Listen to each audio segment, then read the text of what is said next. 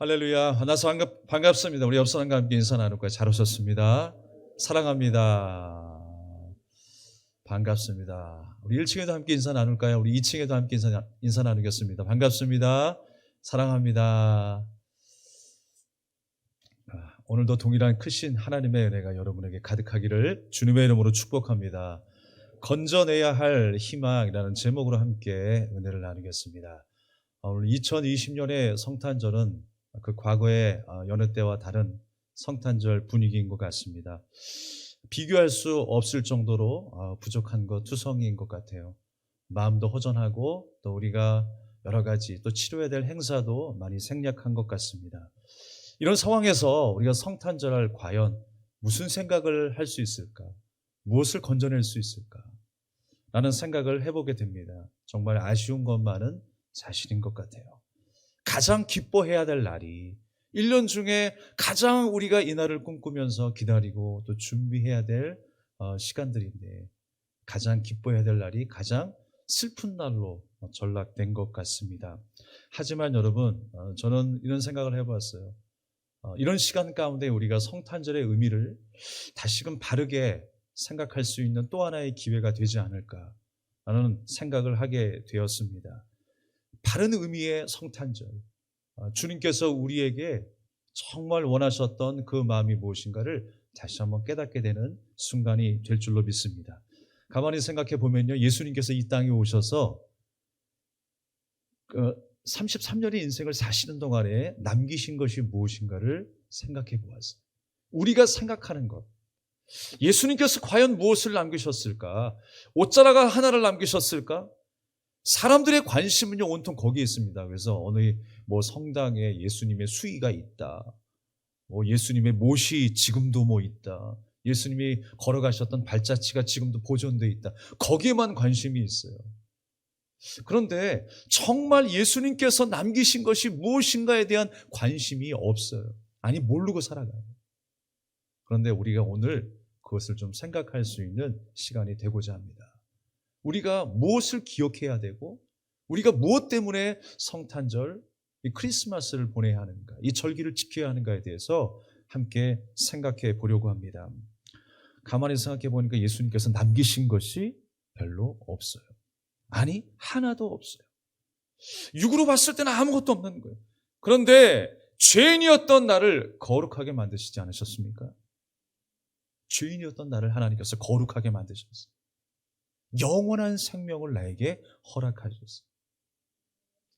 사람들은요, 한 사람을 위인으로 섬기며 우상으로 섬길 때에 하나에서 10가지 다 언급하면서 그 사람을 기립니다.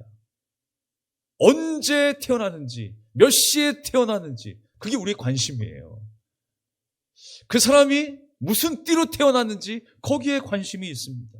누구의 혈통에서 태어났는지, 어떤 형편이었는지, 어떤 가문이었는지, 또 살아오면서 어떤 업적을 남겼는지, 자랑할 만한 것이 무엇이었는지 라는 것을 생각합니다. 그러면서 그 사람을 조명하면서 그 사람의 전기를 쓰고요, 그 사람의 일대기를 책으로 만들어서 많은 사람들에게 알리려고 합니다. 과연 여러분, 예수님께서 우리에게 남기신 것이 무엇일까? 이렇게 우리가 생각한다면 사람이 남기는 것으로 우리가 관심을 갖고 우리 상식선에서 생각하는 그 남김이라는 것이 무엇일까를 생각해 보면 과연 예수님이 우리에게 남기신 것이 무엇일까? 여러분 어떻게 생각하십니까? 12월 25일을 주님께서 남기셨을까요? 사실 12월 25일이라고 하는 것은 사람이 임의적으로 정해놓은 날짜죠. 뭔가 눈이 내리는 날 같고 아득히 고요한 그 밤을 딱 정해서 사람이 만들어 놓은 거 아닐까요? 물론 지금 이상 기후로 인해서 중동 지방에도 눈이 내린다고 하지만 눈 내리는 날을 설정으로 해서 크리스마스를 만들어 놓지는 않으셨을 겁니다. 예수님께서 그때 태어나지는 않으셨을 것 같아요. 예수님께서 남겨놓은 것이 12월 25일일까요? 아닌 것 같아요. 우리가 주고받는 선물을 남기셨을까요? 성탄 트리를 남기셨을까요? 아니면 루돌프 사슴을 남기셨을까요? 산타클로스를 예수님께서 남기셨을까요? 그거 다 예수님이 남긴 게 아니에요. 인간의 작품들이죠. 예수님께서 우리에게 남기신 것이 무엇일까요? 가만히 보면 아무것도 없어요. 살아생전에 기적을 베푸셨지만 결정적인 순간에 예수님은요 다 내려놓으시고 죽으셨어요. 결정적인 순간에 정말 예수님께서 기적 한 번만 좀 우리에게 보여주셨으면, 나타내셨으면 좀 시원할 텐데, 한순간에 모든 문제가, 닥쳤던 모든 문제들이 해결되고 열렸을 텐데 라는 생각을 할 수도 있을 거예요. 그런데 기적을 행하시지 않으시고 또 물어보는 말에 변명 한마디 하지 않으시고 예수님은 묵묵히 그 죽음의 길로 걸어가셨다는 거예요. 사람들은 예수님 자체로 받아들이려 하지 않았습니다. 오늘날 우리 또한 그런 생각을 하고 있는 것 같아요. 많이 아쉽고 또 여유와 즐길 거리가 없어서 횡한 것 같지만 사실 여러분, 가만히 우리의 삶을 들여다보면요, 거품이 빠졌을 때 오히려 우리를 향하신 예수님의 사랑이 무엇인가를 더 절실하게 깨닫게 되는 게 아닌가라는 생각을 해봐요. 예수님이 기적을 행하지 아니하시고 정말 열변을 토해서 만약에 말씀하셨다라고 하면 사실 그 모든 기적과 그 말에 가리워져서 예수님의 그 십자가와 그 죽음이 가리워졌을 거예요. 그러나 우리의 생명이 어디 있습니까? 예수님의 십자가 때문에 생명이 있는 거예요. 예수님께서 우리를 위하여 고난 당하셨기 때문에 다른 것들로 가리워지지 아니하고 생생하게 그 고난이 보여졌고 그 죽음이 보여졌고 그 십자가가 보여짐으로 인하여서 우리에게 말씀하고 있는 것은 무엇입니까? 그 죽음 때문에 내가 살게 되었다는 것. 그 예수님의 은혜 때문에 내가 살게 되었다라고 하는 것을 성경은 우리에게 말씀하고 있는 거죠. 우리가 보기에는 아무것도 없는 것 같아요. 실패 자체이고 저주 자체이고 절망 자체인 것 같아요. 그런데 더 생생하게 보게 하셨어요. 우리가 살아가는 이 시간에도 똑같은 감정을 느낄 수 있습니다. 붙잡을 수 있는 게 없어요. 우리 뜻대로 할 수 있는 게 없어요. 사람의 힘으로 할 수 있는 것이 없는 것 같습니다. 그런데 모든 거품이 빠졌을 때 보다 분명하고 선명하게 보게 하시는 것이 있을 거예요. 우리는 다시 한번 그 주님의 은혜에 집중해야 합니다. 하나님께서 우리에게 세미한 음성으로 들려주시는 그 말씀 앞으로 나아가야 할 줄로 믿습니다. 주님께서는요, 예수님을 우리에게 보내셨을 때, 예수님의 사역과 삶을 보게 하셨을 때에 예수님을 어떻게 보내셨느냐? 꽃밭으로 보내신 예수님을 보게 하신 게 아니에요. 가시밭에 계신 예수님을 보게 하셨어요. 죄로 인하여 내가 그 속에 들어가 고통을 당할 수밖에 없고 죽을 수밖에 없는 우리 영혼을 예수님께서 나 대신 그 가시밭으로 들어가신 거예요. 그래서 우리는 예수님을 생각할 때 꽃밭에 계신 예수님이 아니라 가시밭에 계신 예수님이심을 기억해야 한다는 것입니다. 나의 죄로 인하여 처절하게 죽어가는 그 예수님을 보게 하신 것입니다. 그래서 우리는 고통 중에도 건져내야 될 그 위로와 희망이 하나 있다면 바로 여기에 있는 거예요. 고통 속에 예수 그리스도를 더 선명히 바라봐야 하는 것입니다. 주님께서 그 예수님을 보게 하시는 거예요. 사실 여러분, 오늘 본문의 말씀에도 나타난 바와 같이 10절 말씀에 보면요, 큰 기쁨의 좋은 소식을 전한다라고 말씀하고 있어요. 하나님께서 천사를 통하여 목자들에게 먼저 말씀하십니다. 땅에서는 기뻐하심을 입은 사람들 중에 평하다라고 했어요. 하나님께서는 예수님을 이 땅에 보내시면서 우리가 기뻐하기를 원하셨어요. 하늘의 평화가 이곳에 가득하기를 원하셨다라고 하는 것입니다. 예수님께서 이 땅에 오신 이유가 뭘까요? 하나님께서 우리와 함께 하신다라고 하는 것을 알려주시는 거예요. 우리가 창세기 말씀을 통해서 계속 이야기 나누잖아요. 하나님이 우리와 함께 하시는 것이 얼마나 중요한가를. 그냥 허전하기 때문에 내가 같이 있어줄 게가 아니에요. 마음의 허전함을 달래는 것이 아니라 죄로 인하여 갈라졌던 하나님과 우리 사이가 예수님을 통하여 다시금 연합이 된 것, 죽음에서 생명으로 바뀐 사건, 저주에서 구원으로 하나님의 자녀된 백성으로 옮겨진 사건, 그 사건이 복음 아니겠습니까? 주님께서 우리와 함께 하신다라고 하는 의미는 그 연합의 사건으로 회복되었다라고 하는 말씀인 거예요. 그러니까 허전함을 달랜다라고 하는 의미가 아니라 하나님이 우리와 함께 하신다라고 하는 것, 예수 그리스도께서 이 땅에 오셨다라고 하는 것, 그것은 바로 우리에게 큰 선물이 주어진 거예요. 큰 은혜가 내려진 거예요. 우리가 그렇게 주님과 연합하여 새 생명을 얻은 주님의 나라의 백성으로 살게 된 줄로 믿습니다. 마태복음의 말씀에 보면요, 그 예수님의 족보에 대해서 설명하고 있어요. 누가 누구를 낳고 누가 누구를 낳고. 그래서 거기서 낳다라고 할 때 쓰여진 말이 뭐냐면 게네시스. 이 말은 여러분이 익히 알고 있는 제네시스라고 하는 말과 동일합니다. 제네시스가 뭐 자동차 이름이 아니라 창세기를 제네시스라고 하죠. 그러니까 제네시스, 게네시스, 낳다라고 이야기했었을 때는 단순하게 몸에서 아이가 나왔다라고 하는 의미 정도로만 생각할 것이 아니라 기원을 말하고 있는 거예요. 기원을. 어디에서부터 왔다라고 하는 거예요. 그게 기원이죠. 그러니까 예수님께서 나심은 예수님께서 어디서부터 왔다라고 하는 것은 무엇입니까? 바로 예수님이 누구에게서 온 거예요? 하나님에게서 왔다라는 거예요. 성령으로부터 나왔다라는 거예요. 그래서 우리 예수님은 바로 하나님 자신인 거예요. 하나님으로부터 왔다라고 하는 그 족보를 성경은 말씀하고 있는 것입니다. 왜 이 의미가 중요하냐면요, 하나님께로부터 왔으니까. 다르게 얘기하면 하나님이 지금 여기 계시다라고 하는 의미잖아요. 하나님이 지금 이 땅 가운데에 우리와 함께하고 계신다라고 하는 것을 말씀하고 있는 거예요. 또한 우리의 기원이 하나님께로부터 났다라는 거예요. 너는 내 아들이라 오늘날 내가 너를 낳았도다. 우리가 주님의 이름으로 새롭게 거듭난 인생으로 나음을 입어서 살아가고 있어요. 우리는 어디 출신이에요? 하나님 출신, 하나님 나라 출신인 거예요. 그 우리의 본향도 어디예요? 하나님 나라인 거예요. 우리는 반드시 돌아갈 그 고향이 있어요. 이 땅에 머물러 살 것이 아니라, 이 땅의 많은 것들을 붙잡고 살아가는 삶이 아니라 어느 순간에 그거 다 내려놓고 다 마감하고 정리하고 본향으로 돌아가야 할 그때가 있다라고 하는 것입니다. 우리의 근원은 바로 하나님인 거예요.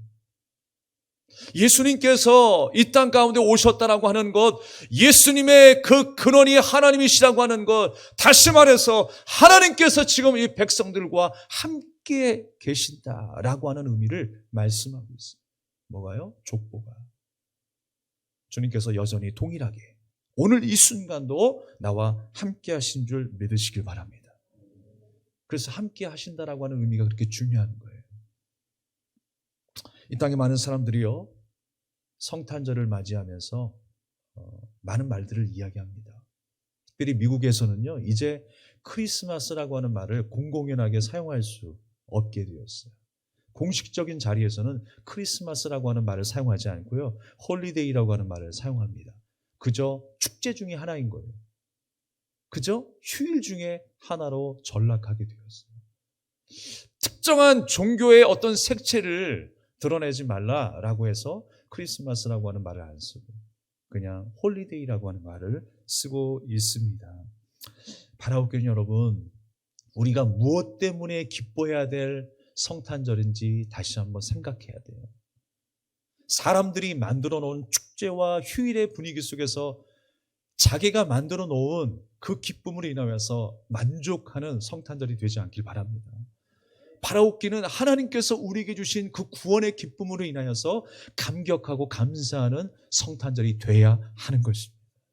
그리고 이 날을 기점으로 인해서 1년 내내 365일의 시간들이 그 구원에 대한 감사와 감격으로 채워져야 할 줄로 믿습니다. 그러니까 우리는 다시 한번 생각의 전환, 우리 믿음의 전환이 필요한 거예요. 세상에서 사람들이 기뻐하고 즐거워하는 일들로 기뻐하는 것이 아니라 하나님의 은혜로 기뻐하고 주님의 그 구원의 은혜로 기쁨으로 우리가 감사하며 살아가는 1년 내내 시간들이 되어야 한다는 것입니다. 우리 이 땅에 살면서 주님으로 만족하는 삶을 연습해야 돼요. 우리가 하나님 나라에서는 주님만으로 만족하는 100%의 삶을 살아가잖아요. 이 땅에서 우리의 삶의 목적은 바로 그러한 삶의 연습에 있어요. 내가 이것만 있으면 좋을 줄 알았는데, 이것만 있으면 좋을 줄 알았는데, 이것을 다 채우고도 우리는 또 허전함을 느낍니다. 부족함을 느낍니다. 우리 인생 가운데 누구를 채워야 하는가? 무엇으로 채워야 하는가? 바로 예수님과 함께 연합하여 예수님으로 채우는 인생, 주님과 동행하는 인생 가운데에 우리의 기쁨이 있고 우리의 소망이 있는 줄로 믿습니다. 그래서 가만히 보면 어느 순간에 우리가 성탄절에 대한 그 기쁨이 싹 사라졌어요. 예전에는 어렸을 때는요, 그래도 호기심 반, 뭔가 행사를 준비하고 또 성탄절에 어떤 그 성경 말씀을 기억하면서 암송도 하고 또 연극도 하고 또 찬양도 하면서 이날을 기다리며 준비했는데, 이제 나이가 먹어갈수록 또 시간이 지날수록 반복되는 시간 속에 그냥 많은 절기 중에 한 절기로만 생각하는 그런 일들이 많이 있습니다. 다시금 여러분에게 부탁드립니다. 우리가 어디에서 기쁨을 찾아야 하는가? 진짜 그 기쁨의 근원은 바로 예수 그리스도이십니다. 이 어렵고 척박한 순간 속에서도 우리가 건져내야 될 그 희망 하나가 있다면 그것은 바로 예수님이에요. 다시 한번 예수님께 더 집중할 수 있는 귀한 성탄절이 되기를 주님의 이름으로 축복합니다. 뭐 혹자는 그렇게 이야기할 수 있습니다. 뭐가 그렇게 복잡하냐? 그냥 즐기면 되는 거 아닌가? 즐거우면 됐지.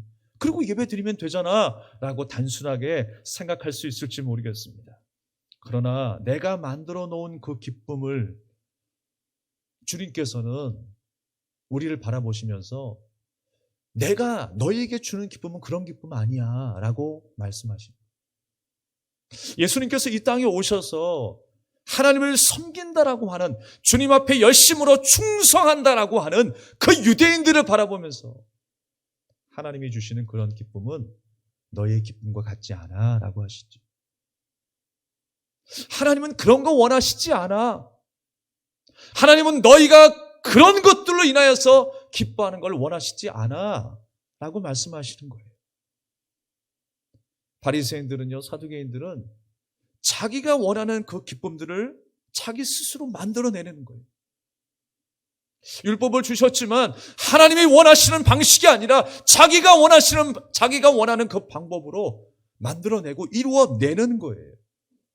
그런데 예수님은 그것이 기쁨이 아니다라고 말씀하고 있어요. 내가 만들어 놓은 기쁨을요, 누가 그 기쁨을 깨버린다면 용납이 안 될 거예요.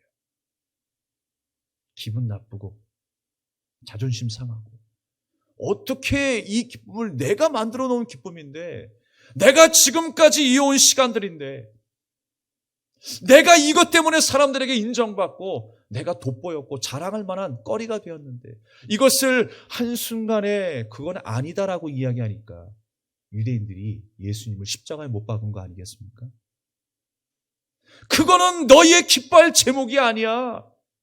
그건 너희의 노력과 너희의 자랑과 너희의 그 열심이 너희의 기뻐할 만한 자랑이고 열심이 아니야.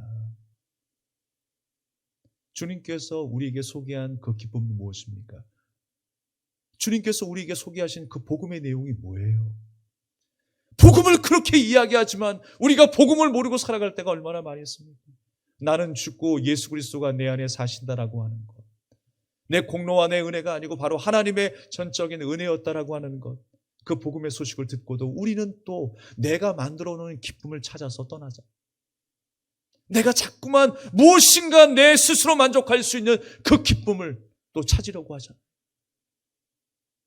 그러나 우리는 예수 그리스도의 그 피의 공로 십자가의 은혜로 기뻐할 수 있음을 주님은 말씀하고 있는 것입니다. 주님 한 분만으로 감사하고 주님 한 분만으로 기뻐할 수 있는 저와 여러분이 되시기를 주님의 이름으로 축원합니다. 오늘 말씀에도 우리가 보는 바와 같이 예수님께서 만나주셨던 사람들이 있어요. 목자들. 또 나중에 사역 가운데서도 만나주셨던 사람들이 누구였어요?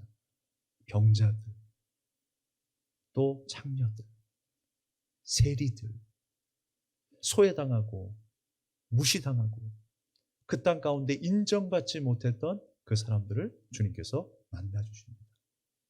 물론 상징적으로 우리에게 말씀하고 있는 거예요. 꼭 목자만 만나주시는 게 아니죠. 꼭 세리만 만나주시는 게 아니에요. 부자도 만나주시겠죠. 정치인들도 만나주시겠죠. 꼭 이 사람만 만나주시고 이 사람만 안 만나주시겠다라고 하는 거예요. 그게 아니라는 거예요. 연약하고 소외당하고 병자이고 또 직업적으로 무시당했던 그 당시에 그 당대의 사람들을 만나주셨던 그 의미는 무엇이겠습니까?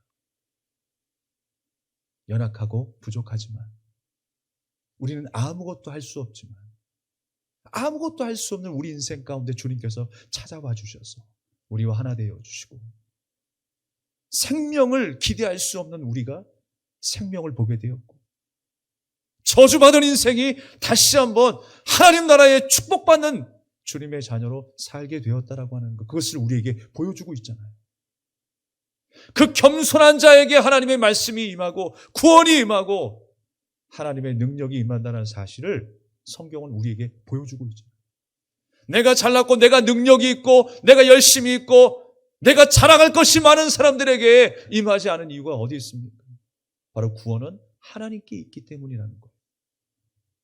구원은 하나님의 은혜로 주어진다는 것을 다시 한번 말씀하고 있는 거죠. 그 당시에 이 목자의 신분을 보면요, 우리가 보통 이제 3D 그 직업이 있잖아요. 뭐 어렵고 힘들고 더럽고 그런 직종들이 있는데 사실 더러운 부분이 이 목자의 일이었어요. 힘들고 더러워서 많은 사람들에게 가장 하층민에 속한 그 직업으로 인식되었던 그 직업이 바로 직업이 목자였습니다. 그럼에도 불구하고 이 목자의 역할은 너무나 중요한 거예요. 이 양이 사실 여러분 좀 지혜로우면 좋은데 너무 어리석어요.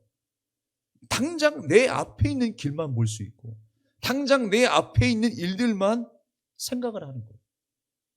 그래서 내 앞에 어떤 풀이 있으면요, 배고플 때 이것이 영양초인지 독초인지 모르고 막 먹다가 죽는 양도 있어요.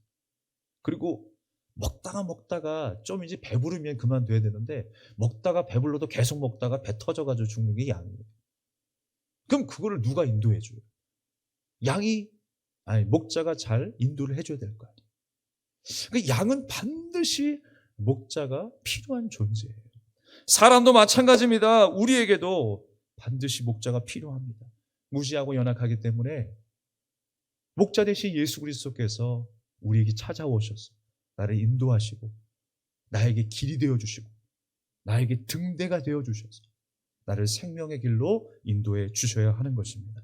우리가 목자가 없으면요, 밤낮으로 죄를 지으면서 우리는 죽을 인생이 될 거예요. 하나님의 뜻은 모르고 내가 기뻐하는 일만 찾아서 방황하며 살아가게 될 것입니다. 그게 탕자의 모습 아니겠습니까? 그 낭비하는 인생에서 우리를 건져주시고 인도하신 분이 바로 목자 되신 예수 그리스도이신 것입니다. 사랑하는 여러분, 우리가 그 하나님의 귀한 은혜 가운데 부름받은 주님의 자녀임을 감사하시기 바랍니다. 이 목자처럼 사실 우리는 아무것도 아닌 존재였잖아요. 내세울 게 없는 존재였잖아요. 그런데 주님께서 그 소외된 사람들을 만나주신 것처럼 나를 그렇게 만나주셔서 자격 없는 나를 만나주셔서 나와 함께 하심으로 인하여 죽음이 생명되게 하시는 거예요. 그게 복음이고 그것이 바로 우리가 건져내야 될 기쁨입니다. 사실 우리가 기뻐할 만한 일들이 요즘에 참 없어요. 어느 타이밍에 웃어야 할까 이것도 참 애매한 상황이 되어버렸어요. 좀 웃고 싶은데 마음 놓고 웃을 수 있는 시간이 별로 없어요. 그러나 여러분, 우리가 예배를 통하여 또 이 말씀을 들으면서 우리가 건져내야 될 그 소망과 희망이 있다면 바로 예수님이에요. 우리는 예수님 때문에 웃을 수 있어요. 이 고난이 고난으로 다 끝나는 게 아니에요. 이 고통이 고통으로 멈추지 않는다는 것을 우리 믿고 있잖아요. 반드시 이 고통 끝에는 소망이 있음을 우리는 믿습니다. 십자가 뒤에 부활이 있고 생명이 있음을 우리는 믿습니다. 하나님은 죽으신 분이 아니라 지금도 살아계셔서 역사하신 분이라고 하는 것을 우리는 믿고 있습니다. 끝까지 우리가 인내하고 더 인내하고 또 인내해야 할 것을 우리는 알고 있습니다. 멈추지 마시고 담대히 믿음으로 한 걸음 한 걸음 걸어가며 살아낼 수 있는 저와 여러분이 되기를 간절히 소망합니다. 그래서 우리는요, 주님이 주신 그 기쁨을 함께 나누는 자가 돼야 돼요. 다른 얘기할 필요 없어요. 기쁨을 나누면 뭐가 된다고? 배가 돼. 슬픔을 나누면 어떻게 돼요? 반이 된대요. 근데 우리가 이것 말고도 또 나누는 게 있어요. 어려울 때 불평을 나누더라고, 우리가. 저도 보니까 어려우면 어려울수록 불평을 나누게 돼요. 뭐 좋다고? 불평을 나누면 뭐가 되는지 아십니까, 여러분? 뭐가 돼요? 상처가 돼요. 불평은 아무리 좋게 해석을 하고 아무리 뭔가 이유를 대서 이야기를 해도요, 남는 것은 좋은 열매가 아니에요. 상처밖에 남는 게 없어요. 내가 이렇게 이야기했을 때 그 상대방이 그 불평을 잘 들어주는 것 같아요. 여러분 그거 믿지 마세요. 불평은요, 잘 들어주는 게 아니라 그냥 모른 척 하는 거예요. 그 사람에게 그 불평이 좋은 영향력이 되겠습니까? 아니에요. 좋은 영향력을 줄 수 없어요. 자의반 타의반 어찌됐건 그 불평을 들었을 때 좋지 않은 영향이 그 상대방에게도 들어가는 거예요. 어떤 행동을 하지 않는다고 해도 이미 그 마음속에 어둠이 임하고 있는 거예요. 우리가 나눠야 될 것은 무엇입니까? 기쁨입니다. 또 슬픔을 함께 나누고 공감하고 이해하고 사랑함으로 인해서 그 슬픔을 반으로 만들어야 돼요. 아니, 아예 사라지게 만들어버려야 돼요. 불평을 나누면 그 불평은 또 불평을 낳을 수밖에 없습니다. 우리가 나눠야 될 그 기쁨, 그 복음의 기쁜 소식을 날마다 나누시기를 주님의 이름으로 축복합니다. 상황이 점점 어려워지니까요. 그렇습니다.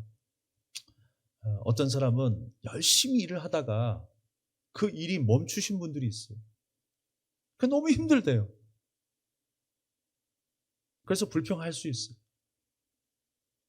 또 어떤 분들은 나는 쉬지 않고 열심히 일만 해가지고 너무 힘들다라고 이야기를 해요. 이거 어디에 장단을 맞춰야 돼요? 근데 여러분 다 이해가 돼요. 가만히 생각해 보면 일을 하지 않으신 분들은 하지 않는 대로 힘든 거예요. 지치고 언제쯤 일이 생기는가에 대해서 고민하면서 힘들어하는 거예요.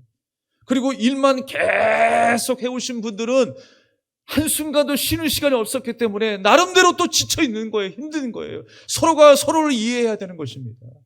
불평할 수 있나요? 야, 너는 그래도 쉬니까 좋지. 아니야, 너는 그래도 일을 계속 했으니까 돈벌이가 있었잖아. 배부른 소리하고 앉았네. 이렇게 되면 여러분 싸움만 나죠. 서로가 다 힘든 것은 마찬가지인 거예요. 많이 쉬어도 힘들고 많이 쉬지 못해도 힘든 것이 우리의 모습일 겁니다. 사랑하는 여러분, 우리의 삶이 여유로운 숨이건 가쁜 숨이건 주님께서는 지금도 우리를 달리게 하셨어요. 많이 쉬었건 쉬지 못하건 간에 지금도 내가 호흡하게 되는 거, 여러분 하나님의 선한 목적과 뜻이 있지 않을까요? 주님께서 우리를 여전히 호흡하게 하셨어요. 지금도 우리를 살아내게 하시는 거예요. 하나님을 영화롭게 하기 위해서 우리 호흡을 남겨두셨어요. 주님을 예배하고 찬양하게 만들기 위해서 우리 호흡을 남기셨어요. 때로는 여유로운 호흡일 수 있지만 계속 일을 하며 가쁜 숨을 쉬어야 되는 것처럼 힘들고 어려울 때도 있어요. 우리가 이 어려운 때를 지나고 있습니다. 그러나 오늘도 우리는 주님이 주시는 그 기쁨, 주님께서 우리에게 주신 그 고유의 그 구원의 기쁨을 우리가 묵상하면서 이 하루를 잘 이겨내야 할 줄로 믿습니다. 독일의 유명하신 목사님 한 분 계시죠? 본 회퍼라는 목사님이 계십니다. 히틀러 나치 정권에 저항해서 투옥됐다가 39세에 교수형으로 순교를 당하신 목사님이 계십니다. 1944년에 겨울 어느 날에 그의 약혼자에게 편지를 썼던 그 편지의 내용이 아주 화제가 된 일이 있었습니다. 그 편지의 내용이 뭐냐면요, 나중에 이제 독일의 어떤 한 음악가가 노래로 만들었어요. 그래서 선한 능력으로라고 하는 노래를 만들었는데, 나중에 이제 저희가 함께 배워서 좀 나누려고 하는데요, 제가 오늘 좀 부르려다가 완전히 익히질 못해가지고 실수할까봐 못 부르겠고, 가사만 제가 불러드릴게요. 가사만. 그 선한 힘에 고요히 감싸여 그 놀라운 평안을 누리며 나 그대들과 함께 걸어가네. 나 그대들과 한 해를 여네. 지나간 허물 어둠의 날들이 무겁게 내 영혼 짓눌러도 오 주여 우리를 외면치 마시고 약속의 구원을 이루소서. 주께서 밝히신 작은 촛불이 어둠을 헤치고 타오르네. 그 빛에 우리 모두 하나 되어 온 누리에 비추게 하소서. 이 고요함이 깊이 번져갈 때 저 가슴 벅찬 노래 들리네. 다시 하나가 되게 이끄소서. 당신의 빛이 빛나는 이 밤. 그 선한 힘이 우리를 감싸시니 믿음으로 일어날 일 기대하네. 주 언제나 우리와 함께 계셔 하루 또 하루, 하루하루 또 하루가 늘 새로워 라고 하는 가사의 내용인데요, 그가 약혼자에게 편지를 썼어요. 쓰디 쓴 무거운 고난의 잔 넘치도록 채워서 주실지라도 당신의 선하신 사랑의 손에서 두려움 없이 감사하며 그 잔을 받겠습니다 라고 하는 편지의 내용이었어요. 주의 강한 팔에 놀라운 평화가 있음도 믿게 되었어요. 세상이 주는 평화가 아니라 주님께서 우리에게 주신 그 평화가 진짜인 고백하며 함께 나누었던 편지의 내용이었습니다. 사랑하는 여러분, 본회포 목사님이 그렇게 고백했던 것처럼, 그래서 담대히 그 죽음 앞에서도 굴하지 아니하고 주님의 자녀로 승리하셨던 것처럼, 오늘도 이 어려운 때에 주님이 주신 그 기쁨과 소망으로 잘 이겨내실 수 있기를 주님의 이름으로 축원합니다. 하나님께서는 언제나 변함이 없으신 신실하신 하나님이세요. 우리 주님의 자녀도 그 신실한 믿음으로 오직 주님만을 경외하며 살아가기를 간절히 바라고 계십니다. 하나님이 주신 그 기쁨이 여러분 안에 충만하게 넘치고 아름다운 열매를 맺을 수 있기를 간절히 소망합니다. 우리 이 찬양을 드리며 함께 기도하겠습니다. 아바 아버지, 아바 아버지, 아바 아버지, 아바 아버지, 나를 안으시고 바라보시는 아바 아버지, 아바 아버지, 아바 아버지, 나를 도우시고 힘주시는 아버지.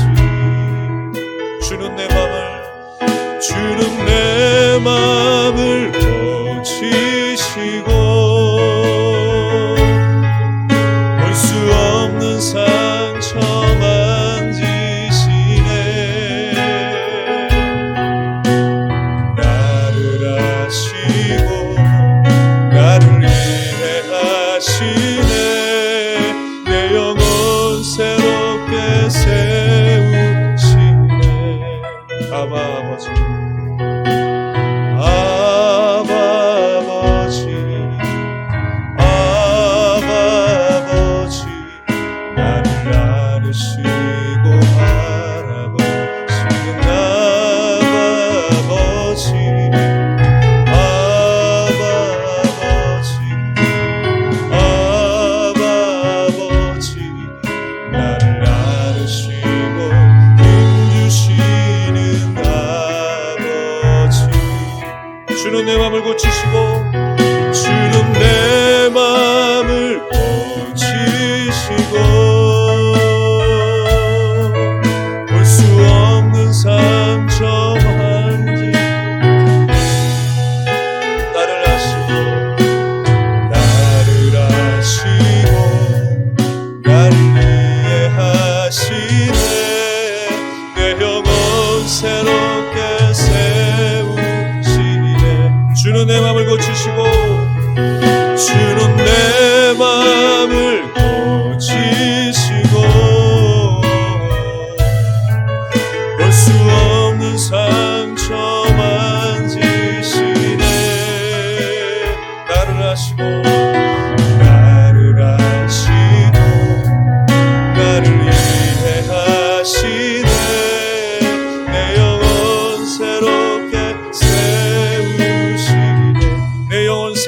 세우시네. 내 영혼 새롭게 세우시네. 그렇습니다, 여러분. 우리가 주님 안에서 다시 태어났잖아요. 우리의 근원이 예수님이시잖아요. 주님이 이루신 일들은 지금도 변함이 없으십니다. 그 생명, 사망에 이기신 그 능력, 여러분, 그 은혜가 우리에게 임했다라고 하는 사실입니다. 나를 향하신 그 하나님의 구원의 손길이 변하지 않으시고 지금도 나를 꼭 붙들고 계시다라고 하는 사실입니다. 그렇다면 여러분, 우리의 끝은 무엇입니까? 절망이 아니라 희망이고 승리인 줄로 믿습니다. 하나님께서 우리에게 주신 그 기쁨을 우리가 누려야 하는 것입니다. 붙잡고 믿고 인내하면서 주님께서 나를 위해 이루신 그 죽음을 통하여 이루신 그 부활, 그 소망, 그 생명을 우리가 바라보며 승리해야 할 줄로 믿습니다. 하나님이 한 주도 잘 이기게 하여 주시옵소서. 승리하는 삶이 되게 해달라고 우리 간절한 마음으로 함께 기도하겠습니다. 하나님 아버지, 은혜를 감사드립니다.